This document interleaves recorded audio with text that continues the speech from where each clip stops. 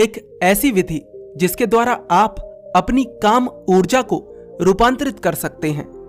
अगर आपके भीतर हर समय काम वासना से भरे विचार चलते रहते हैं, आप ब्रह्मचर्य का पालन करना चाहते हैं, आप अपनी सोच को शुद्ध करना चाहते हैं, तो यह कहानी आपको जरूर समझनी चाहिए। एक बार एक जवान लड़का एक महात्मा के पास आता है और उनसे कहता है, महात्मा जी, काम वासना ने मेरे जीवन को नष्ट कर दिया है। चाहे मैं कार्य कुछ भी करूं, परंतु मेरा मन हर समय कामुक विचारों से घिरा रहता है। मैं ना चाहते हुए भी काम वासना में लिप्त होता हूं और फिर पछताता हूं। मैंने कई बार ब्रह्मचर्य का पालन करने का प्रयास करा। मैंने कई बार कसमें खाई कि मैं अब दोबारा से काम वासना में लिप्त नहीं होऊंगा, परंतु हर कसम टूट गई, हर प्रयास विफल हो गया।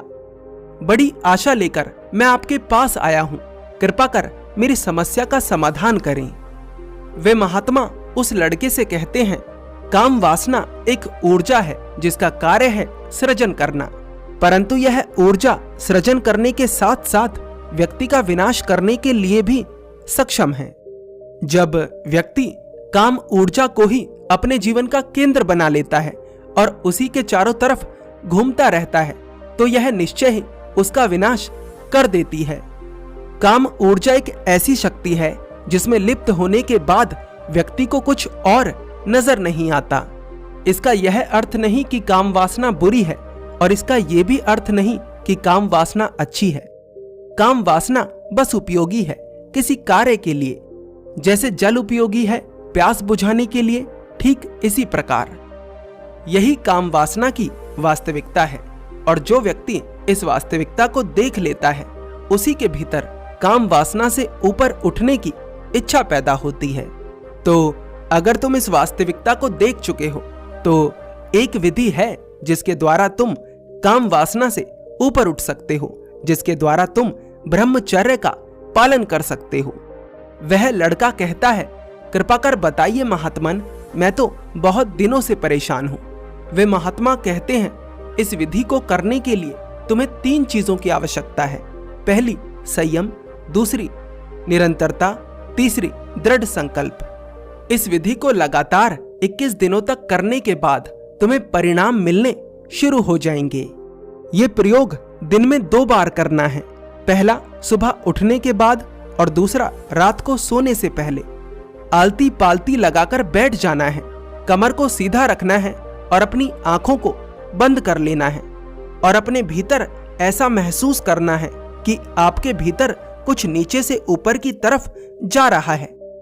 आंखें बंद करने के बाद अपने शरीर को बाहर से नहीं देखना, बल्कि उसे भीतर से देखना है।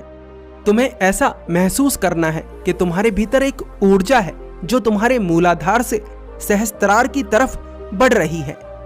मूलाधार मनुष्य का सबसे निचला चक्र है, जिसके सक्रिय होने के कारण मनुष्य कामुक महसूस करता है। जो व्यक्ति अपना पूरा जीवन मूलाधार की सक्रियता में ही बिता देता है, वह अपना जीवन जानवरों के जैसा जीता है। आंखें बंद करके तुम्हें ऐसा महसूस करना है कि तुम्हारे मूलाधार से एक ऊर्जा उठ रही है और तुम्हारे सहस्त्रार की ओर बढ़ रही है। सहस्त्रार वह चक्र है जो तुम्हारे सिर के सबसे ऊपरी हिस्से में होता है।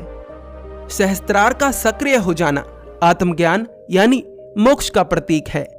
शुरुआत में तुम्हें थोड़ा अजीब लग सकता है, लेकिन धीरे धीरे तुम्हें यह एहसास होने लगेगा कि तुम्हारे भीतर से एक ऊर्जा ऊपर की तरफ बढ़ रही है और इस एहसास के साथ ही तुम्हारे रूपांतरण की शुरुआत भी हो जाएगी। यह प्रयोग तुम्हें लगातार 21 दिनों तक करना है। 21 दिनों के बाद तुम्हें कुछ ऐसा अनुभव होगा जिससे तुम अब तक अनजान थे। 10 से 15 मिनट प्रतिदिन इस प्रयोग को सुबह और रात को सोने से पहले करो। अब ऐसा नहीं है कि इस प्रयोग के बाद तुम काम वासना में लिप्त नहीं हो पाओगे।